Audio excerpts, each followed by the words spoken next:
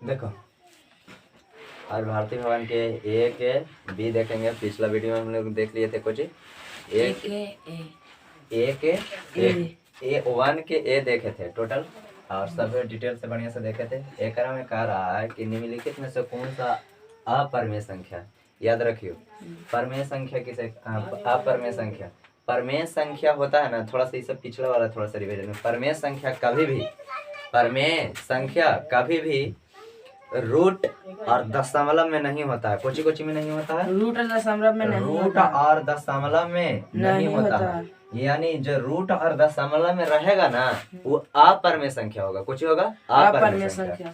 एकरा में कह रहा है तो अब हम बोल दिए जब देख लो, पहले ध्यान में रखियो और लिख भी लियो। अपरमेय संख्या कभी भी रूट और दशमलव में नहीं होता है। परमेय संख्या कभी भी रूट और दशमलव में नहीं होता है। अब एकरा में देखो बबुआ कह रहा है कि निम्नलिखित में से कौन सा अपरमेय संख्या है। तो ये देखो ये रूट में है ना, ये परमेय संख्या होगा, परमेय संख्या होगा। ये परमेय संख्या है कि अपरमेय संख्या, जे बताओ। परमेय संख्या, परमेय संख्या। फिर से सुनो, खोजी कहाँ है कभी परमेय संख्या, परिमेय संख्या कभी भी रूट और दशमलव के रूप में नहीं होता है। बताओ, आप परमेय संख्या कभी भी रूट और दशमलव के रूप में नहीं होता है। यानी रूट और दशमलव के रूप में रहेगा तो कुछ ही रहेगा अपरमेय संख्या। कौन परमेय संख्या? अपरमेय संख्या। इधर देखो बताओ, रूट 2 परमेय की अपरमेय? बताओ, रूट 3 परमेय की अपरमेय? बताओ, 3.2 अपरमेय। इसको बनाया जा सकता है, रूट परमेय अपरमेय संख्या रहेगा ना तो उसको रूट परमेय संख्या बनाया जा सकता है, लेकिन ये रूट और दशमलव के रूप में परमेय संख्या नहीं होता है। एक चीज और, पाई जानता है, पाई जब वृत्त वाला होता है, पाई एक अपरमेय संख्या कुछ ही होता है, अपरिमेय संख्या होता है। लेकिन इसी का एक निकटतम मान होता है। पाई का वैल्यू कितना होता है? 22/7। बताओ बबुआ, पी बटा क्यू के रूप में लिखा है कि नहीं लिखा है? जो पी बटा क्यू के रूप में लिखाता है वो कोची कहलाता है? परमेय की अपरमेय?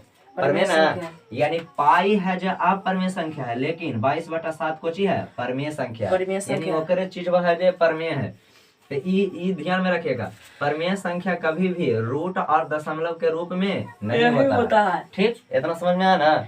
अब बताइए, एक में कह रहा है कि निम्नलिखित में से कौन सा अपरमेय संख्या है? कुछ है अपरमेय संख्या है। निम्नलिखित में से कौन सा अपरमेय संख्या है? तो देखो हम जांच करके बताते हैं। बता बबुआ, रूट में कभी भी अपरमेय संख्या नहीं होता है। हाँ तो नहीं होता है तो ना होता है बबुआ। ये बताइयो, ये है जे रूट 36/64, ये परमेय है कि अपरमेय होगा? अपरमेय ना, लेकिन इसको आंसर देता होगा जब परिमेय देता होगा। ये परिमेय अब देता है कैसे, जे सुनो बबुआ। एक चीज हम बतावे लगे छोड़ दिए बच्चे कि परमेय संख्या कभी भी रूट और दशमलव में नहीं होता, लेकिन ये चीज कहे लगे भूल गए कि बबुआ ये जो रूट में होता है, लेकिन सबसे सरलता मान देखना है। तो बताओ, 36 के वर्गमूल कितना होता है? 6 और 64 के 8। तो लिखल था इतना 6/8। ये बताओ पी बटा क्यू के रूप में है कि नहीं है? हाँ है। परमेय कहलाएगा कि अपरमेय? परिमेय कहलाएगा। बताओ, रूट 3 एक से निकलेगा, रूट 3 के वर्गमूल निकलता है? नहीं। तो परमेय कहलाएगा कि अपरमेय? अपरमेय। जे दशा ऐसे रूट से बाहर निकल जाए वो कोची कहलाएगा? परिमेय। आज जे रूटे में रह जाए वो कोची कहलाएगा? अपरिमेय। ये बताइयो, ये कोची कह रहा है? सी में माइनस हेंजे पर देख लो, हेंजे डायरेक्ट बता ना।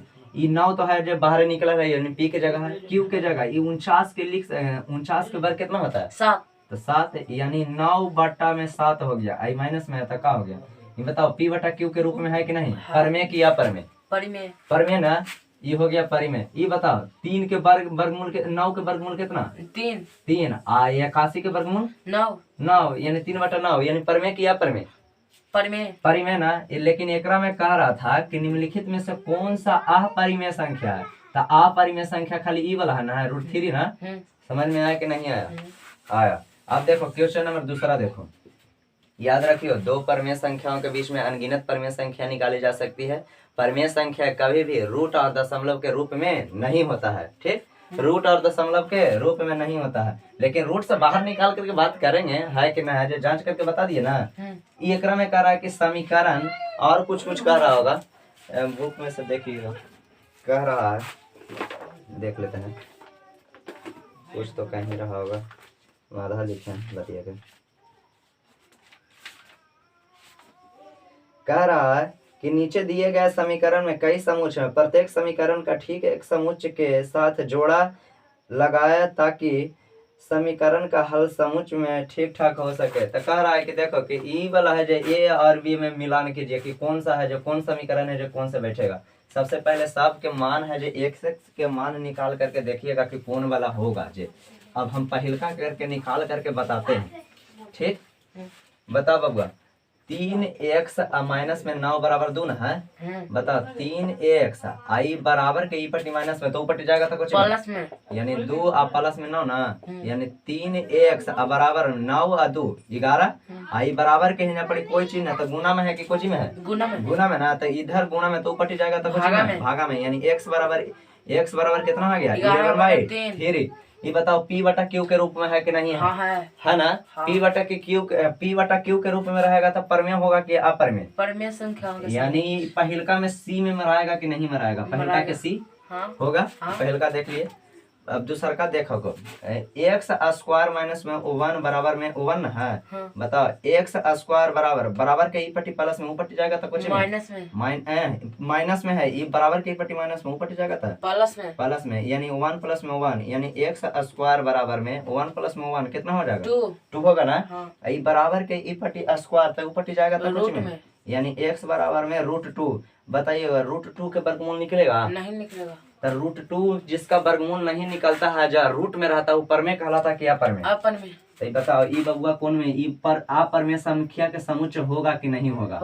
होगा। ये हो गया। अब देखियो तीसरा के बना करके देखते हैं। कह रहा है कि √2x बराबर में √8 ना है। ये बताइयो, ई है जो यहाँ पर बराबर के ई पट्टी, हमको पहले x के मान निकालना है, तो बराबर के यहाँ पर कोई नहीं कुछ नहीं, तो गुना में है कि नहीं? तो बताइएगा x बराबर हो जाएगा √8 अब बटा में बराबर के पट्टी गुना में, तो पट्टी जाए तो भागा में। बताओ √8 के वर्गमूल निकलता है? कितना होता है? नहीं ना होता है। √8 के वर्गमूल ना, और √2 के वर्गमूल कितना होता है? नहीं ना निकलता है। लेकिन एक उपाय है बबुआ, ये ऐसे तो कह दीजिएगा कि अपरिमेय है, लेकिन एक चीज हम ऐसे कर सकते हैं। बताओ तो √8 कैसे लिख सकते हैं? पूछो कैसे? 4 गुने 2 अब बट्टा में √2 है तो √2 होगा ना। बताओ 8 के नहीं निकलता, लेकिन 4 के तो निकलता है ना। 4 का वर्गमूल कितना होता है? 2। तो 2 हो गया।